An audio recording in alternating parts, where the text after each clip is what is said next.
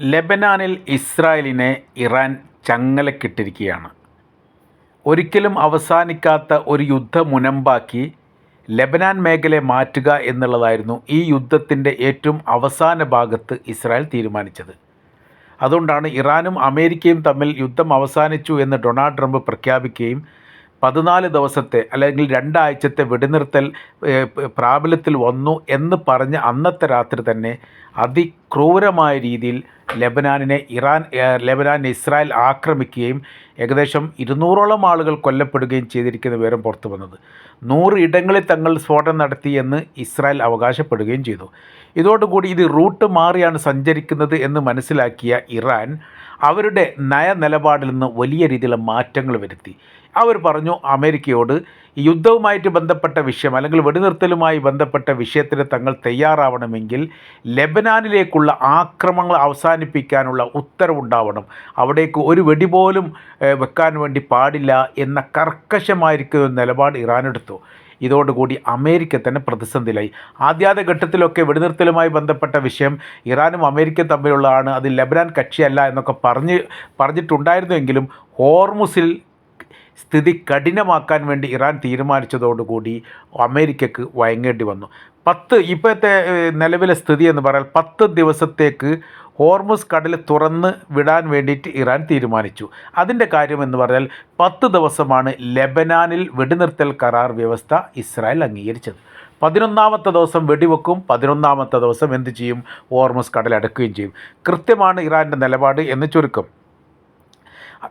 എത്രത്തോളം ലെബനാനുമായിട്ടുള്ള കരാർ വ്യവസ്ഥ ലംഘിക്കുന്നുവോ അത്ര കണ്ട് ഹോർമുസിൽ തങ്ങളും കരാർ വ്യവസ്ഥ ലംഘിക്കുമെന്ന് ഇറാൻ ഈ വിഷയവുമായിട്ട് ബന്ധപ്പെട്ട് പറയുകയും ചെയ്തു. ഹോർമുസ് കടൽ തുറന്നതുമായിട്ട് ബന്ധപ്പെട്ട് 3 തരത്തിലുള്ള നിയന്ത്രണമാണ് ഇറാൻ ഏർപ്പെടുത്തിയത്. അത് പറയുകയും ചെയ്തു. അമേരിക്കയെ സംബന്ധിച്ചിടത്തോളം അമേരിക്കയല്ല തങ്ങളുടെ കാര്യം പറയേണ്ടത്, തങ്ങളുടെ കാര്യം പറയേണ്ടത് ഇറാനാണ്. ഇറാന് സംസാരിക്കാനും യുദ്ധം ചെയ്യാനും നിലപാടെടുക്കാനും അത് പ്രഖ്യാപിക്കാനും അധികാരമുണ്ട്, അവകാശമുണ്ട്. തങ്ങൾ ആ നിലപാടിലൂടെ മാത്രമാണ് നീങ്ങുക എന്നുള്ള ഇറാൻ്റെ സ്റ്റാറ്റസ് ഇറാൻ പറയുകയും ചെയ്തു. അപ്പോൾ ഇതിൽ പറഞ്ഞ കാര്യം ഇങ്ങനെയാണ്: സൈനിക കപ്പലുകൾക്ക് ഈ മേഖലയിൽ പ്രവേശനമില്ല. അതാണ് ഒന്നാമത്തെ നിബന്ധന. ഏത് തരത്തിലാണെങ്കിലും സൈനികരുമായിട്ട് ബന്ധപ്പെട്ട ഒരു കപ്പലുകൾക്കും ഇങ്ങോട്ട് പ്രവേശനമില്ല എന്നുള്ളത് ഒരു നിയമമാണ്, ഒരു കരാറാണ്. രണ്ടാമത്തത് പറയുന്നത് തങ്ങൾ കാണിക്കുന്ന രേഖയിലൂടെ അല്ലാതെ മറ്റൊരു രേഖയിലൂടെ സഞ്ചരിക്കരുത്. ഹോർമുസ് കടലുമായി ബന്ധപ്പെട്ട് ഏകദേശം 99 മീറ്ററാണ് അതിൻ്റെ വീതിയുള്ള ഭാഗത്ത്, വീതി കുറഞ്ഞ ഭാഗത്ത് 33 മീറ്ററാണ്. എന്നാൽ 6 മീറ്റർ 6 കിലോമീറ്റർ 6 കിലോമീറ്റർ ദൂരപരിധി വീതി മാത്രമാണുള്ളത്. കപ്പലുകൾക്ക് സഞ്ചാരപാതയുള്ളത്. അതിൽ തന്നെ നിയന്ത്രണം ഏർപ്പെടുത്തി ഇറാൻ. എന്നിട്ട് ഇറാൻ പറയുന്നത് ഈ തങ്ങൾ കാണിക്കുന്ന മേഖല ഏതാണോ അതിലൂടെ മാത്രമാണ് കപ്പലുകൾ നീങ്ങേണ്ടത്. മറ്റ് മേഖലയിലൂടെ നീങ്ങുന്ന സമയത്ത് അപകടമുണ്ടായാൽ തങ്ങൾ ഉത്തരവാദിയല്ല. അഥവാ അവിടെയൊക്കെ മൈനുകൾ സ്ഥാപിക്കപ്പെട്ടിട്ടുണ്ട്, അതുകൊണ്ട് ആ വഴിയിലൂടെ നീങ്ങാൻ വേണ്ടി പറ്റില്ല. പിന്നീട് സാമ്പത്തിക ഉപരോധം നഷ്ടപരിഹാരം പൂർണ്ണമാകുന്ന സമയത്ത് മാത്രമേ ഹോർമുസ് പൂർണ്ണമായിട്ട് തുറക്കുകയുള്ളൂ. ഇപ്പോൾ തുറന്നത് താൽക്കാലികമാണ്. ആ താൽക്കാലികമുള്ള തുറക്കൽ സ്ഥിരമാക്കണമെങ്കിൽ കരാർ വ്യവസ്ഥ, അതായത് നഷ്ടപരിഹാരം, തങ്ങളുടെ യുദ്ധവുമായിട്ട് ബന്ധപ്പെട്ട് തങ്ങളുടെ രാജ്യത്തുണ്ടായിരിക്കുന്ന നാശത്തിന് നഷ്ടപരിഹാരം തരണം. അതോടൊപ്പം തന്നെ തങ്ങളുടെ സാമ്പത്തിക ഉപരോധം പിൻവലിക്കണം. അതിനോടനുബന്ധിച്ച് തന്നെ തങ്ങളുടെ പണം പിടിച്ചു വെക്കപ്പെട്ടത് പല രാജ്യങ്ങളിലുണ്ട്. തങ്ങളുടെ സമ്പത്ത്, തങ്ങളുടെ സ്വത്ത് അത് വിട്ടുതരികയും വേണം. ഈ കരാർ വ്യവസ്ഥ പാലിക്കുന്ന സമയത്ത് മാത്രമാണ് പൂർണ്ണമായിരിക്കുന്ന ഹോർമുസ് തുറക്കപ്പെടുക എന്നുള്ളൊരു സംവിധാനം നിലനിൽക്കുക. പിന്നെ അതോടൊപ്പം തന്നെ സിവിലിയന്മാരുടെ കപ്പലിൽ തങ്ങൾ തടയില്ല. ചരക്ക് കപ്പലുകൾക്ക് തങ്ങളുടെ IRGC മുന്നോട്ട് വച്ചിരിക്കുന്ന പെർമിറ്റ് നിർബന്ധമാണ്, അഥവാ തങ്ങൾക്ക് ചുങ്കം തരണം. ചുങ്കമുള്ള കപ്പലുകൾ മാത്രമേ. ഇപ്പോൾ അമേരിക്ക പറഞ്ഞ സമയത്ത് പൂർണ്ണമായ രീതിയിൽ ഹോർമുസ് തുറന്നിരിക്കുന്നു, ഇഷ്ടംപോലെ കപ്പലുകൾ പ്രവേശിച്ചിരിക്കുന്നു, പോയിക്കൊണ്ടിരിക്കുകയാണ് എന്നൊക്കെ പറയാം. അതൊരാവേശത്തിന് പറയുന്നതാണ്. അതല്ലാത്ത രീതിയിൽ അതിന് നിബന്ധന കാര്യങ്ങളൊക്കെ ഇപ്പോൾ പറയേണ്ടതും അത് പുറപ്പെടുവിക്കേണ്ട ഇറാനാണ്. ഇറാൻ അത് കൃത്യമായ രീതിയിൽ നിലപാട് തന്നെ പറഞ്ഞിട്ടുണ്ട്. അത് പറയുന്നുണ്ട് സിവിലിയൻ കപ്പൽമാരെ തങ്ങൾ തടയില്ല. സിവിലിയൻ കപ്പലുകളെ തടയില്ല എന്ന് പറയുന്നിടത്തും ഒരു കാര്യം പറയുന്നുണ്ട്: സിവിലിയൻ കപ്പലുകൾ തങ്ങൾ പരിശോധിക്കുന്നതാണ്. അപ്പോൾ ഇത് സിവിലിയൻ കപ്പലാണ് എന്നുള്ള ബോധ്യപ്പെട്ട് കഴിഞ്ഞാൽ അവർക്ക് സ്വതന്ത്രമായ രീതിയിൽ ഇതിലൂടെ പോകുന്നതിന് യാതൊരു വിരോധവുമില്ല. പക്ഷേ അത് ചരക്ക് കപ്പലും ആവണമെങ്കിൽ തങ്ങൾക്ക് ചുങ്കം തരണം, ചുങ്കം തന്നാൽ അവരെയും വിടുകയും ചെയ്യുക എന്ന് വെച്ചാൽ ആദ്യം ഇറാൻ പറഞ്ഞത് ആ നിലപാടിൽ തന്നെയാണ് ഇപ്പോൾ ഉള്ളതെന്ന് ചുരുക്കം. വലിയ ചെറിയൊരു ഇളവ് മാത്രമേ നൽകിയിട്ടുള്ളൂ. സൈന്യ കപ്പലുമായിട്ട് ബന്ധപ്പെട്ട വിഷയം പറഞ്ഞ് സൈനിക കപ്പലിനെ തങ്ങൾ കടത്തിവിടില്ല എന്ന് പറഞ്ഞ് അവസാനിപ്പിച്ചിട്ടില്ല. സൈനിക കപ്പൽ തങ്ങളുടെ അതിർത്തി ലംഘിച്ചുകൊണ്ട് ഓർമസിനെ അതിജീവിക്കാൻ ശ്രമിച്ചാൽ തങ്ങൾ വെടിവെക്കുകയും ചെയ്തു. ശത്രു അല്ല ഇറാൻ്റെ കാര്യങ്ങൾ തീരുമാനിക്കുന്നത്, ഇറാൻ തന്നെയാണ്. ഇനി അതിൻ്റേതായിരിക്കുന്ന സംവിധാന കാര്യങ്ങളുണ്ട്. അത് അമേരിക്ക മനസ്സിലാക്കുക നല്ലതാണ് എന്നുള്ളത്. കാര്യം പല ഘട്ടങ്ങളിലും ഇറാനുമായിട്ട് ബന്ധപ്പെട്ട വിഷയത്തിൻ്റെ തീരുമാനം പറയുന്നതും അഭിപ്രായങ്ങൾ പറയുന്നതും അമേരിക്കയുടെ പ്രസിഡന്റ് ഡൊണാൾഡ് ട്രംപാണ്. ട്രംപിനെ ഇത് നിയോഗിച്ചിട്ടൊന്നുമില്ല. ഇറാൻ്റെ അകത്തൊരു രാജ്യമുണ്ട്, അതിലൊരു ഗവൺമെൻറ്റുണ്ട്, സംവിധാനങ്ങളുണ്ട്, അവരാണ് സംസാരിക്കേണ്ടത് എന്ന് ചുരുക്കം. സാമ്പത്തിക ഉപരോധം, ചരക്ക് പിടിച്ചു വെക്കൽ, മരവിപ്പിച്ച സ്വത്തുകൾ തിരിച്ചു നൽകൽ, നഷ്ടപരിഹാരം നൽകുന്നത്, ഇതിനെക്കുറിച്ചൊക്കെ ഒരു തീരുമാനം ഉണ്ടാകുന്ന സമയത്ത് മാത്രമേ പൂർണ്ണമായിരിക്കുന്ന ഒരു തുറക്കൽ നിങ്ങൾ പ്രതീക്ഷിക്കേണ്ടതുള്ളൂ എന്ന കാര്യം കൂടി അവർ പറയുന്നുണ്ട് എന്നാണ് ഇതിൽ നിന്ന് മനസ്സിലാക്കുന്നത്. അപ്പോൾ ഇപ്പോഴത്തെ നിലവിലെ സാഹചര്യം എന്ന് പറഞ്ഞാൽ അനിയന്ത്രിതമായ രീതിയിലുള്ള ലെബനാൻ്റെ ആക്രമണം, അതായത് ഇസ്രായേലിനെ സംബന്ധിച്ചിടത്തോളം അവരുടെ ലക്ഷ്യങ്ങളും അവരുടെ സ്വപ്നങ്ങളും അവരുടെ ആഗ്രഹങ്ങളും അവരുടെ പദ്ധതികളും അവർ ലോകത്തോട് പറയപ്പെട്ട കാര്യങ്ങളും എല്ലാം മരിച്ചിരിക്കുന്നു. അതിനെല്ലാം മരണമായി ഉണ്ടാക്കി കൊടുത്തത് ഇറാനാണ്. അതുകൊണ്ട് ഇറാന് കടുത്ത ദേഷ്യം എല്ലാ കാലത്തും ഇസ്രായേൽ ഉണ്ട് എന്ന കാര്യത്തിൽ സംശയമില്ല. കാര്യം എന്ന് പറഞ്ഞാൽ ഇസ്രായേൽ തന്നെ സാമ്രാജ്യമാക്കി മാറ്റുക, അത് വിപുലമാക്കപ്പെട്ടൊരു സംവിധാനം ഉണ്ടാക്കുക, അതിൽ ഇത്രത്ര രാജ്യങ്ങളുടെ ഭൂപ്രദേശം പിടിച്ചെടുക്കുക തങ്ങൾക്ക് നിസ്സാരമായിട്ട് കഴിയുന്നതാണ്.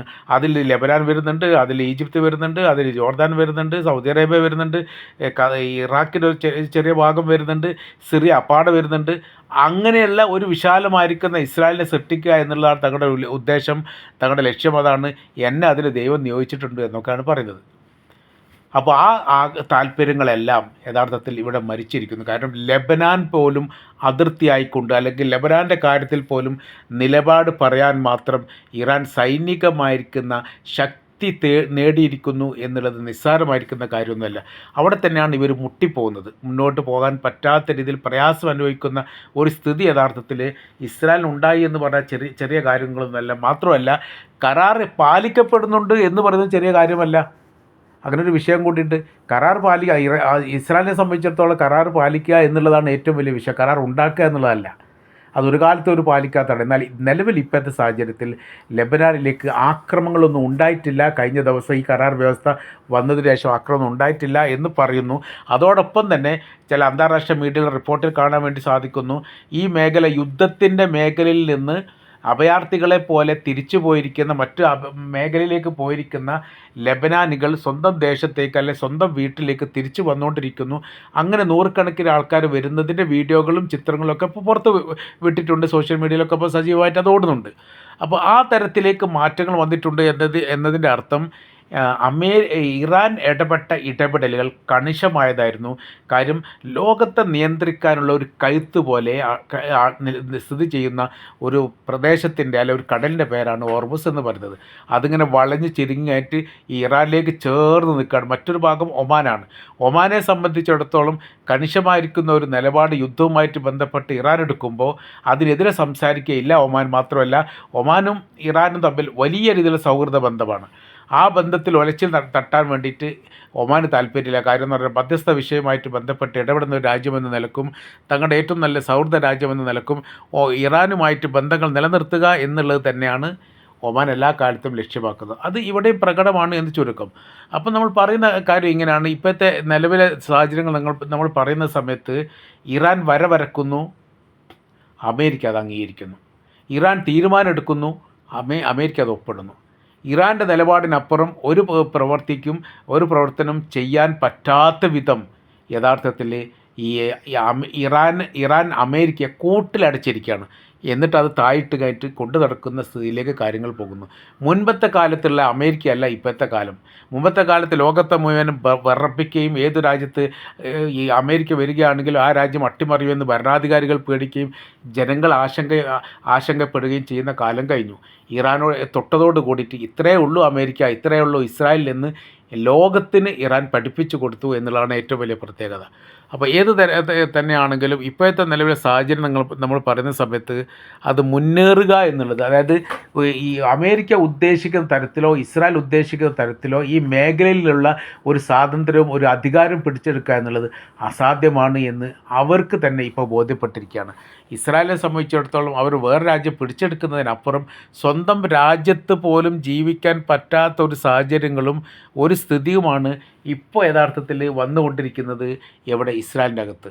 ഇസ്രായേൽ ജനങ്ങൾ അപ്പാടെ തങ്ങൾക്ക് സുരക്ഷിതത്വമില്ല എന്ന് വിളിച്ചു കൂവാൻ തുടങ്ങിയിട്ട് വർഷം 2 കഴിഞ്ഞു. ഒക്ടോബർ 7-ാം തീയതിയുള്ള അക്രമത്തിന് ശേഷം പിന്നീട് അവിടെ നിന്ന് കേൾക്കുന്ന നിലവിൽ ഇങ്ങനെ തന്നെയാണ്. തങ്ങളെ അപ്രതീക്ഷിതമായ രീതിയിൽ ശത്രു രാജ്യങ്ങൾ ആക്രമിക്കുന്ന സമയത്ത് പ്രതിരോധിക്കാനൊന്നും ഇസ്രായേൽ സാധിക്കില്ല, തങ്ങൾ സുരക്ഷിതരല്ല എന്നൊരു ബോധ്യം തങ്ങൾക്കുണ്ടായിരിക്കുന്നു എന്ന് പല മേഖലകളിലുള്ള നിലപാടിൻ്റെയും അല്ലെങ്കിൽ അഭിപ്രായത്തിൻ്റെയും അടിസ്ഥാനത്തിൽ ലോകം മനസ്സിലാക്കിയിരിക്കുന്ന ഒരു കാര്യമാണ് എന്ന് ചുരുക്കം.